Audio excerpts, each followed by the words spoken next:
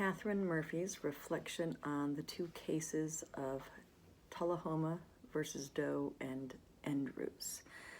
We'll start the discussion with a preview. So looking at both these cases, what I found was, I'm going to stick to three of the precursors that came up when I discussed this. Both of them referred to Rowley, Hendrick Hudson Central School District versus Rowley, which was a landmark case because it was a deaf student, and it was, for me, funny because the main lawyer was also a deaf lawyer, so I thought that was kind of a nice irony twist.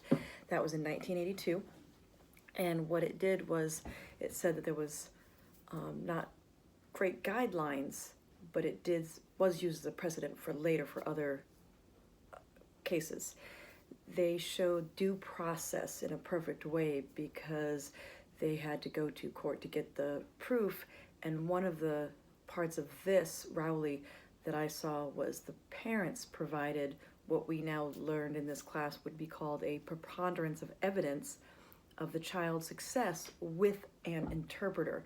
So the school was trying to say that they didn't need to provide that for the IEP, that they were finding other ways to establish the IEP.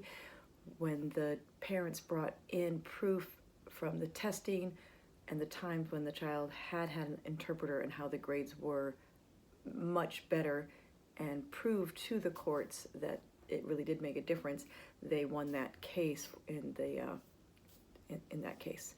Honig versus Doe, real quick, we talked about it already, but that was that they violated the students' rights by the indefinite suspension because it violates the FAPA, the free and appropriate public education. With that one, it's both of those are actually the appropriate, so making sure that we can get the appropriate education and have as much of the education in regular classrooms. The third precedent that we talked about in these two were Doe versus Smith, which was in 1989, and it was a precedent for the term that we needed to do more than minimus. So this was a case that said minimum is not enough. So when you write your IEPs, when you work with these students, you have to do more than just the bare minimum. It is truly trying to get equal or the best possible for that student in the least restrictive environment. So Tullahoma, local, Tennessee, 1993, and this was actually appealed up to the 6th District Court of Appeals, so it went up to the District 6, and what it did was the appellate court affirmed the denial that they were not going to get funding, they were not going to get reimbursement for the school. In this due process, what they found was that the child had not been receiving education, special education. When he did get tested, they showed that his intelligence was high, yet he was suffering from disability. They said, we will make you an IEP as you pick your classes so it fits the program that we want to go forward to. The family never picked classes, so they just chose to send the child to a different school. And then they wanted the local school district to pay for the tuition. He had not chosen, so they did not follow through with the IEP. So in this belief, I think of the school as not having given the chance. They were not given the chance after testing, after following the procedures, after doing what they should have been doing. They were not given the chance to prove that they could find a least restrictive environment for the student to help him progress appropriately. The family did not accept. So then they did. The first lower court said you have to do an IEP. They picked classes for the student, figured out an IEP for the student, sent it back to the parents as the parent is part of that team. The family did not accept that IEP, so they did build one though, and they built it, and their reasoning was that they were trying to do the least restrictive environment, which is part of the idea and the law. So they were doing the least restrictive in the classroom, or in the classroom where they argued that going to this other school was not, that was the most restrictive, not letting them get into the normal classroom. So they were trying to keep it on the other way, and that was their defense of their standings. What the other part that I learned in this discussion was that the reasonably calculated, and it is now kind of a standard that reasonably calculated is using the expertise of the teachers and the staff that build these IEPs as reasonably knowledgeable. It's not decided by the courts. There are courts that will make some decisions, but they will really refer to the educators because they have the education to make a reasonably calculated program for them. Like I said, they were not agreeing with the private school as part of the least restrictive environment. So basically, the judge, the administrative law judge that was reviewing this, said the IEP is adequate and we don't know otherwise, or at least they have no proof that it isn't adequate. And so he kind of said that it's good. They've done what they've done their due diligence.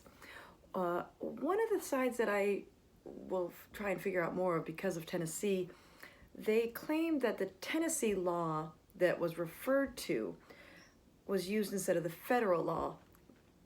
And they said that we should follow the federal law, but it is allowable for the state laws to be stronger. We just can't contradict the federal law. And then when I read little I've done so far is that I also read that the Tennessee law that was referenced in that case was actually predated federal law. So Tennessee had been doing that restriction and the IEPs and the due process of getting them some help before the idea and before the laws were in place. So they were referencing a Tennessee law that was there longer. The courts determined that the parents would hold responsibility, and they needed to hold the responsibility to prove with a preponderance of evidence that was the best choice. So they failed. In the long run, they failed. The Andrews case, on the other hand, was more recent in 2017, and they also used what I spoke about earlier, the Rowley case, that we want to get the best education and the IEP and the due process and all of that. The Andrews case was actually an overturned 10th district, not from our 6th district. And one thing, it was a unanimous decision by all the judges. Chief Justice Roberts wrote the opinion, and when he wrote, he said that it can't be in place that they consider a movement up in grade as an accessible progression for students of disabilities that are in the classroom, and then disregard that same step of progress, proof of progress, for any child not in the classroom. If we need to have some basis of standards, so we need to try and get those children that are not in the classroom to still succeed to a level of if they were in the classroom, or to a level of being able to be moved up in the grade.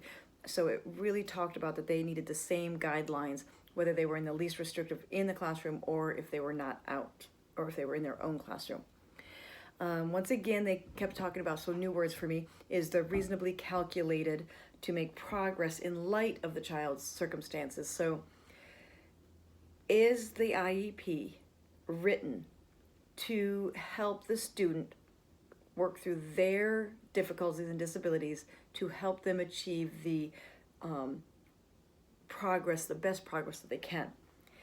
So this does influence the IEPs, and not just similar cases, but all IEPs. So you don't have to have autism for this case to cover you. It covers all of the IEPs and all exceptional ed.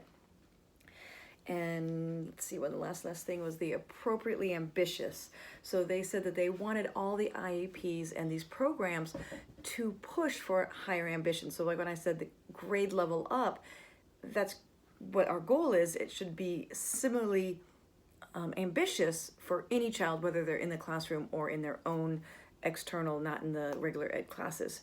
And to have each of these IEPs and these students working toward meeting challenging objectives, not the minimum. So the words that came up through these two discussions was that these cases brought that acceptance of an IEP doing the bare minimum or a ambitious, challenging program that got them to succeed at a grade level and progress with a grade level, whether they were in a classroom or if they were in a regular ed classroom or if they were in any other type of environment.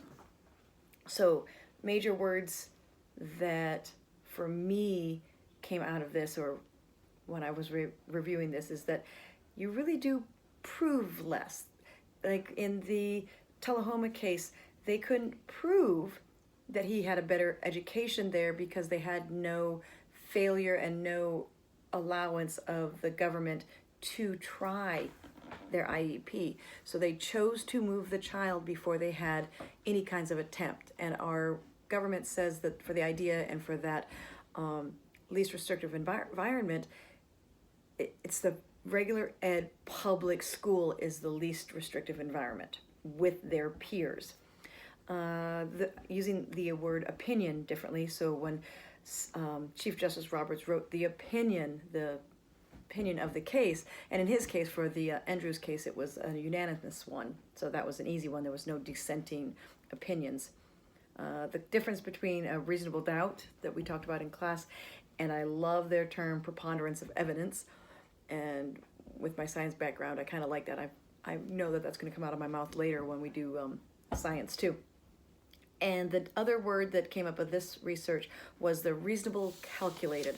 So they're not talking about numbers only, but they're talking about that is the IEP truly calculated by members of that team that have experience in making a decision of how best to reach these child so that they can achieve their goals.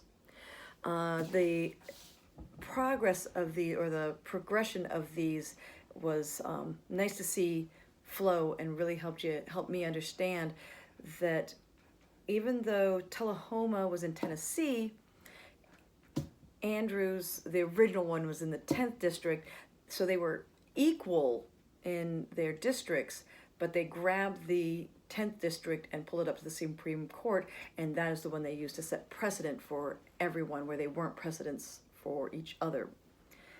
And I think that was all I had. Thank you.